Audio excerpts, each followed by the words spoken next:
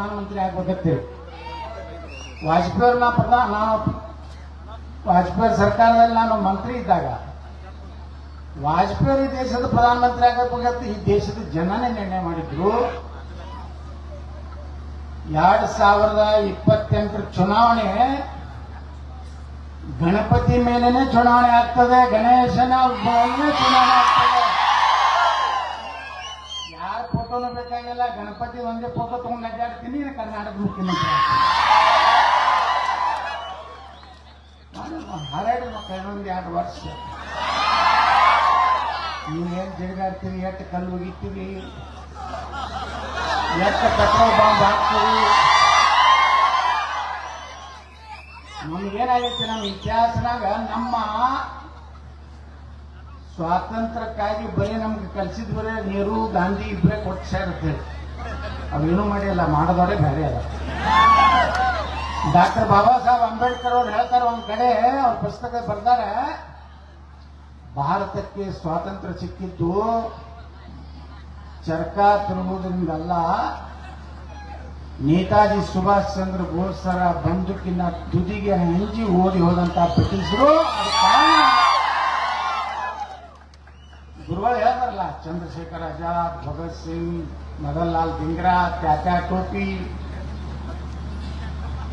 ಸರ್ದಾರ್ ವಲ್ಲಭಭಾಯಿ ಪಟೇಲ್, ಲೋಕಮಾನ್ಯ ಬಾಲ ಗಂಗಾಧರ ತಿಲಕ್, ವೀರ್ ಸಾವರ್ಕರ್, ಸಂಗೊಳ್ಳಿ ರಾಯಣ್ಣ, ವೀರ ರಾಣಿ ಕಿತ್ತೂರು ಚೆನ್ನಮ್ಮ, ಝಾನ್ಸಿ ರಾಣಿ ಲಕ್ಷ್ಮೀಬಾಯಿ. ಅದಕ್ಕೆ ಬಾಬಾ ಸಾಹೇಬ್ ಅಂಬೇಡ್ಕರ್ ಈ ಪ್ರತಿಯೊಂದು ಗಣಪತಿ ಮುಂದೆ ಇವತ್ತು ಫೋಟೋ ಇಟ್ಟು ಪೂಜೆ ಮಾಡುವಂತ ದಿನ ಇವತ್ತು ಬರ್ಲಾಕತ್ತೈತಿ ದೇಶನ. ಯಾಕೆ ಅಂಬೇಡ್ಕರ್ ಅವ್ರ ಫೋಟೋ ಇಡ್ಬೇಕಂತ ಹೇಳ್ತೀನಿ ನಿಮಗೆ. ಬಾಬಾ ಸಾಹೇಬ್ ಅಂಬೇಡ್ಕರ್ ಅವರು 1944 ಒಂದು ಪುಸ್ತಕ ಬರ್ತಿದ್ದ, ಪಾರ್ಟಿಷನ್ ಆಫ್ ಪಾಕಿಸ್ತಾನ. ಅಲ್ಲಿ ಹೇಳ್ತಾರೆ ಬಾಬಾ ಸಾಹೇಬ್ ಅಂಬೇಡ್ಕರ್ ಅವರು, ಭಾರತವನ್ನ ಇಬ್ಬಾಗ ಮಾಡೋದಕ್ಕೆ ನಮ್ದು ವಿರೋಧ ಇದೆ. ಒಂದು ವೇಳೆ ಯಾವುದೋ ಒಬ್ಬ ನೆಹರೂನ ಪ್ರಧಾನಮಂತ್ರಿ ಮಾಡೋದಕ್ಕೆ ನೀವು ಭಾರತವನ್ನು ಹೊಡೆಯೋದಾದರೆ ಭಾರತದಲ್ಲಿರುವಂತಹ ಮುಸಲ್ಮಾನರನ್ನ ಪಾಕಿಸ್ತಾನ ಕಳಿಸಬೇಕು, ಪಾಕಿಸ್ತಾನ ಭಾಗದಲ್ಲಿರುವಂತಹ ಹಿಂದೂಗಳನ್ನ ಭಾರತಕ್ಕೆ ತೆಗೆದುಕೊಂಡು ಬರಬೇಕಂತ ಹೇಳಿ ನರೇಂದ್ರ ಮೋದಿ ಹೇಳಿಲ್ಲ, ವಾಜಪೇಯಿ ಹೇಳಿಲ್ಲ, ಅದು ಡಾಕ್ಟರ್ ಬಾಬಾ ಸಾಹೇಬ್ ಅಂಬೇಡ್ಕರ್ ಹೇಳಿಲ್ಲ. ಅವಾಗ 44 ಅಂಬೇಡ್ಕರ್ ಅವರು ಏನ್ ಹೇಳ್ತಾರೆ ಮುಂದೆ, ಇಸ್ಲಾಮದಲ್ಲಿ ಮತ್ತೊಂದು ಧರ್ಮದವ್ರನ್ನ ಸಹೋದರತ್ವದಿಂದ ನೋಡ್ಬೇಕನ್ನುವಂಥದ್ದು ಅವ್ರ ಗ್ರಂಥದಲ್ಲಿ ಇಲ್ಲ. ಅವ್ರು ಎಲ್ಲಿವರೆಗೆ ಇರ್ತಾರೆ, ಈ ಭಾರತದಲ್ಲಿ ನೆಮ್ಮದಿ ಇರುವುದಿಲ್ಲ. ಯಾರು ಹೇಳಿದ್ರು? ಬಾಬಾ ಸಾಹೇಬ್ ಅಂಬೇಡ್ಕರ್ ಅವರು ಹೇಳಿದ್ರು. ಇನ್ನಾಕನ ಒಬ್ಬನು ನಾನು ಹೇಳಿದೆ, ಪ್ರಿಯಾಂಕಾ ಖರ್ಗೆ ವಿಧಾನಸಭೆಯಲ್ಲಿ ಬಾಬಾ ಸಾಹೇಬ್ ಅಂಬೇಡ್ಕರ್ ಅವ್ರ ಬಗ್ಗೆ, ಸಂವಿಧಾನ ಬಗ್ಗೆ ಚರ್ಚೆ ನಡೆದಿತ್ತು ಟರ್ಮ್ನಲ್ಲಿ. ಬಹಳ ದೊಡ್ಡ ದೊಡ್ಡ ಭಾಷಣ, ಬಹಳ ಇಂಗ್ಲಿಷ್ ಮಾತಾಡಕತ್ತಿದ್ರು. ನಾನು ಪ್ರಿಯಾಂಕಾ ಖರ್ಗೆ ಕೇಳಿದೆ, ಬಾಬಾ ಸಾಹೇಬ್ ಏನ್ ಹೇಳ್ಯಾರಿ, ಮಿಸ್ಟರ್ ಪ್ರಿಯಾಂಕಾ ಖರ್ಗೆ, ನಿಮ್ಮಂಗ್ ಕಾಂಗ್ರೆಸ್ ಮನ್ಯಾಗ ಹೊತ್ತು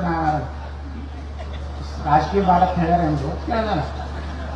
ಅಂಬೇಡ್ಕರ್ ಹೇಳ್ತಾರೆ, ಒಂದ್ ಕಡೆ ನನ್ನ ದಲಿತ ಬಾಂಧವರು ಕಾಂಗ್ರೆಸ್ ಮನೆಗೆ ಸೇರಬಾರ್ದು, ಅದು ಬೆಂಕಿಯಿಂದ ತುಂಬಿದಂತ ಒಂದು ಮನೆ.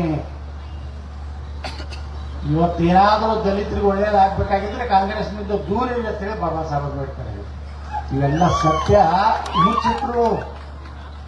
ಅಂಬೇಡ್ಕರ್ ಅವ್ರ ಪುಸ್ತಕವನ್ನ ಮುಚ್ಚಿಟ್ರು. ಅಂಬೇಡ್ಕರ್ ಅವರನ್ನ ಗಣಪತಿ ವಿಸರ್ಜನೆ ಅಂದ್ರ ಜನರಲ್ಲಿ ಇವತ್ತೇನು ಜಾಗೃತಿ ಬರ್ತಾ ಇದೆ, ಇದನ್ನ ತಿಳ್ಕೊಂಡು ನಾವೆಲ್ಲ ಒಕ್ಕಟ್ಟಾಗಿರ್ನು 2025 ಎಷ್ಟು ಹೊಡಿತಾರೆ, ಎಷ್ಟು ಕೇಸ್ ಹಾಕ್ತಾರೆ. ಗುರುಗಳು ಹೇಳ್ದಲ್ಲ, ನನ್ನ ಮ್ಯಾಗೂ 70 ಕೇಸ್ ಅದ, ಹಾಕಿರುತ್ತೆ ನಂಗೆ. ನೀವು ಹೇಳ ಗುಲ್ಬರ್ಗದ ಗಂಗಾ ಜಮುನಾ ಜೈಸಾ ಹೇಟ್ ನೀವು ಗಟ್ಟರ್ ನಂಗೆ ಅದಿರ ಮಕ್ಕಳ. ನಮ್ಗೆ ಜಮುನಾ ಗಂಗಾ ಪವಿತ್ರ ನದಿ ಅದಾವು. ಎಂದೂ ನೀವು ಗಂಗಾ ಜಮುನಾ ನೋಡ ಅಂದ್ರಪ್ಪ ನೋಡೋಣ. ಭಾರತ ಸಂವಿಧಾನ ಒಪ್ಕೋತೀವತ್ತಂದ್ರೆ ನೋಡೋಣ. ಅಂಬೇಡ್ಕರ್ ಅವ್ರ ಸಂವಿಧಾನ ಪ್ರಕಾರ ನಡೀತೀವಿ ನಾವು. ಪುರಾಣ ನಮ್ಗೆ ಶ್ರೇಷ್ಠ ಅಲ್ಲ, ಮಹಾಭಾರತ ಶ್ರೇಷ್ಠ ಅಲ್ಲ, ರಾಮಾಯಣ ಶ್ರೇಷ್ಠ ಅಲ್ಲ, ನಮ್ಮ ಭಾರತದ ಸಂವಿಧಾನ ಶ್ರೇಷ್ಠ ಅಂತೇಳಿ ಒಮ್ಮೆ ದಮ್ಮಿದ್ದವ್ರು ನೀವು ಲೀಡರ್ಗಳು ಹೇಳಿ ನೋಡೋಣ. ಅವ್ರು ಹೇಳುವುದಿಲ್ಲ. ಅವ್ರೇನು ಹೇಳ್ತಾರೆ ಗೊತ್ತೇನು?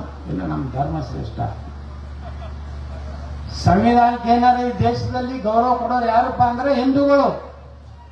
ನಮ್ಮ ಮನೆಯ ಹೊಸ್ತಲ ಒಳಗಿದ್ದಾಗ ನಮ್ಮ ಧರ್ಮ ಹೊಸ್ತಲ ದಾಟಿಗೆ ಅಂದ್ರ ನಮ್ಮ ಸಂವಿಧಾನ ಅನ್ನುವಂಥದ್ದನ್ನು ತಿಳ್ಕೊಂಡಂತ ಹಿಂದೂಗಳು ಅಷ್ಟೇ ಬಂಧುಗಳೇ. ಮುಂದಿನ ದಿವಸಗಳಲ್ಲಿ ನಾವೆಲ್ಲ ಒಂದೇ ಒಂದು ನಿರ್ಣಯ ಮಾಡಬೇಕು. ಎಲ್ಲ ನೋಡ್ಲಕತ್ತೀರಿ, ಇದನ್ನ ಇಲೆಕ್ಷನ್ ಬಂದಾಗ ನೆನಪಾರ್ಬಾರ್ದು. ಏನಾಗ್ತದೆ ಅವಾಗೆಲ್ಲ ರೊಕ್ಕ ಕೊಡ್ತಾರ, ದಾರು ಕೊಡ್ತಾರ, ತಲೆ ಕೆಡ್ತೈತೆ ನಮ್ಗೆ. ಅವಾಗ ಹೆಂಗೆ ಬುದ್ಧಿಗೆ ಈಗ ನೋಡ್ರಿ ಉತ್ತರ ಪ್ರದೇಶನಾಗ ಯಾಕೆ ಶಾಂತಿ ಐತಿ. ಇವನ್ ಮುಸಲ್ಮಾನರು ಸಹಿತ ಹೌದ್ರಿ ಗುಂಡಾಗಿರಿ ಭಾಳ ಆಗಿತ್ತು ನಮ್ಮಲ್ಲಿ ಹೇಳ್ತಾರೆ. ಅಂದ್ರೆ ಅಲ್ಲಿ ಸಹಿತ ಪರಿವರ್ತನೆ ಬರುವ ಕಾಲದಲ್ಲಿ ಕೆಲವೊಂದು ಮಂದಿಯಲ್ಲಿ ಬಂದೇ ಬಂದಿರ್ತದೆ.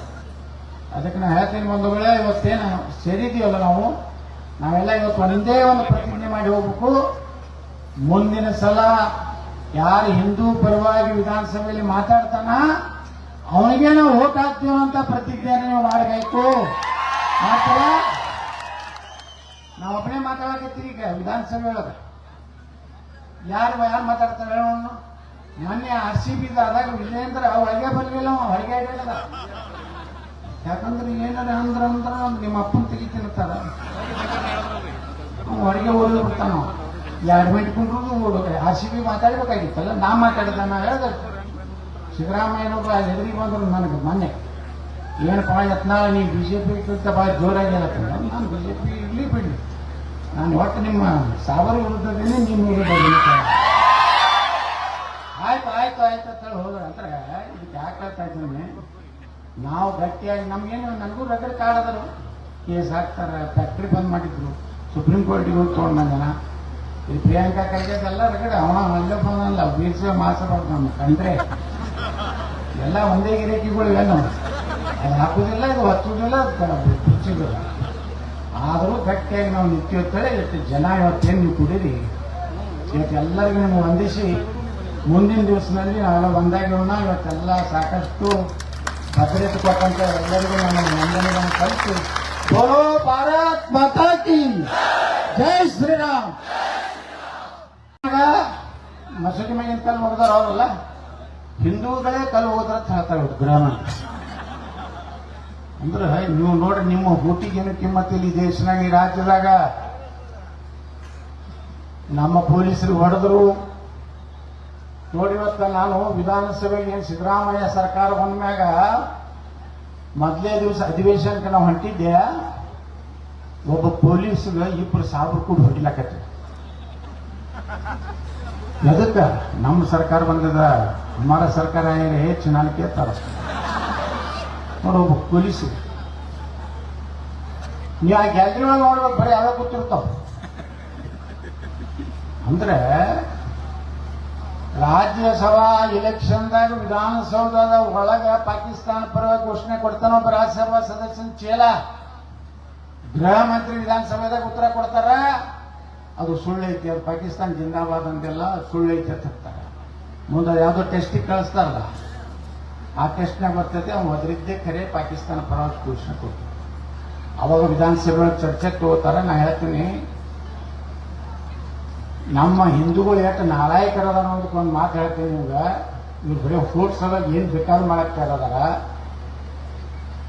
ಯಾರು ಪಾಕಿಸ್ತಾನದ ಪರವಾಗಿ ವಿಧಾನಸಭೆಯ ದೇಗುಲದಲ್ಲಿ ಯಾರು ಘೋಷಣೆ ಕೊಟ್ಟಾರಲ್ಲ, ಅವರು ನಮ್ಮ ಹರಾಮ್ ಕೋರ್ಸೊಳ ಮಕ್ಕಳು ಅಂತ ನಾನು ಹೇಳ್ತೀನಿ ವಿಧಾನಸಭೆ. ಆದ್ರೆ ಪಾಪ ಸ್ಪೀಕರ್ UT ಖಾದರ್ ಅದಕ್ಕೆ ವಿರೋಧ ಮಾಡೋದಿಲ್ಲ. ಮಾತಾಡಿ ಪಾಕಿಸ್ತಾನ ಮಾತಾಡಿ ಯತ್ನಾಡ್ರಿ ಅಂತ ಅವ್ರ ನಮ್ಮ Basavaraja Rayareddy point of order, ಯತ್ನಾಡ್ರಿ ಈ ಶಬ್ದ ಉಪಯೋಗ ಮಾಡಬಾರ್ದು ಅಂತ. ಯಾರು ಇವ್ರು ಹಿಂದೂ ಅಲ್ಲ. ಅವಾಗ ಪಾಪ UT ಖಾದರ್ ಇವತ್ತು ಯಾವ ವಿನಾಯಕ ಗುರುಗಳು ಹೇಳಿದ್ರಲ್ಲ, ಯಾರು ದೇಶಭಕ್ತ ಮುಸಲ್ಮಾನರದಾರ ಅವ್ರ ವಿರೋಧ ಅಲ್ಲ. ಪಾಪ UT ಖಾದರ್ ಸ್ಪೀಕರ್ ಹೇಳ್ತಾರ, ನಾ ಯತ್ನಾಡ್ರಿಗೆ ಫುಲ್ ಪರ್ಮಿಷನ್ ಕೊಟ್ಟಿನಿ. ಪಾಕಿಸ್ತಾನ ಪರವಾಗಿ ಯಾರು ಘೋಷಣೆ ಕೊಟ್ಟಾರೆ ಯಾವ ಶಬ್ದದಿಂದ ಬೈದ್ರು ಅದು ಆನ್ ರೆಕಾರ್ಡ್ದಾಗ ನಾನು ಅದನ್ನ ಇವತ್ತ ದಾಖಲೆ ಮಾಡ್ತೀನಿ ಅನ್ನೋಂಥ ಮಾತನ್ನ UT ಖಾದರ್ ಹೇಳ್ತಾರ. ಅದ್ರ ನಮ್ಮವ್ರು. ನಾ ಹೇಳೇ ಬಸವರಾಜ ರಾಯರಿಗೆ, ಎಲ್ಲಿಗೆ ಬಂದಿರಿ ವೋಟಿಂಗ್ ಸಲುವಾಗಿ? ಮಾನ ಮರ್ಯಾದೆ ಎಲ್ಲ ಕಳ್ಕೊಂಡಲ್ಲ. ನಾವು ಬಿಜಾಪುರದಾಗ ಹೇಳ್ಬಿಡ್ತೀನಿ, ಓಟ್ ಹಾಕ್ಬೇಡ್ರಪ್ಪ. ಎದಕ್ಕೆ ಹಾಕ್ತೀರ? ನಾವು 4 ಓಟ್ ಹಾಕೋದಿಲ್ಲ. ಅವನ ಮನೆ ತುಂಬಾ ಅವರೇ ಬಂದು ನಿಂದಿರ್ತಾರ. ಅಲ್ಲಿ ನಮ್ಮ ಮಂದಿ ಹೊರಗೆ ನಿಂದಿರ್ಬೇಕಾ? ನಾನೇ ನೀವು ಬರೆಯಬೇಡ್ರಿ, ಓಟು ಹಾಕ್ಬೇಡ್ರಿ, ನನಗೇನು ನಮ್ಮ ಹಿಂದೂಗಳು ಅದಾರ ಎಲ್ಲ, ನಮ್ಮಲ್ಲಿ ಏನು ಜಾತಿನೇ ಇಲ್ಲ ಬಿಜಾಪುರದಾಗ. ಒಂದ್ ಸೈಡ್ ಹಿಂದೂಸ್ತಾನ, ಒಂದ್ ಸೈಡ್ ಪಾಕಿಸ್ತಾನ. ಮುಂದೆ ಹಿಂಗೆ ಬರ್ತದ ಕಾಲ. ನೀವು ಎಷ್ಟು ಹಾರಾಡ್ತೀರಿ, ಇನ್ನೊಂದು 2 ವರ್ಷ ಹಾರಾಡ್ತೀರಿ, ಇನ್ನು 2 ಗಣೇಶ ಚೌತಿ ಹಾರಾಡ್ತಾರೆ. 2028 ಹೊಸ ಸರ್ಕಾರ ಬರ್ತದಲ್ಲ, ಇವ್ರೇನು ಗೊತ್ತಾರಲ್ಲ, ಅಪ್ಪ ಮಕ್ಕಳು ನನ್ನ ಮಗನೇ ಆಗ್ಬೇಕು, ಪೂಜ್ಯ ತಂದೆಯವ್ರ ಮಗ. ಕಮೆಂಟ್ ನೋಡ್ರಿ ಇವತ್ತ ಇದ್ರ ಬಗ್ಗೆ, ನಿಮ್ಮ ಅಪ್ಪ ಮಗ ಕೂಡ ಬಿಜೆಪಿ ಕಲಾಸ ಮಾಡ್ಲಕತ್ತಿರೋ ಹಾಕ್ಲಕತ್ತ. ನನ್ನ ಕೈಯಾಗ ಕೊಟ್ರಂದ್ರ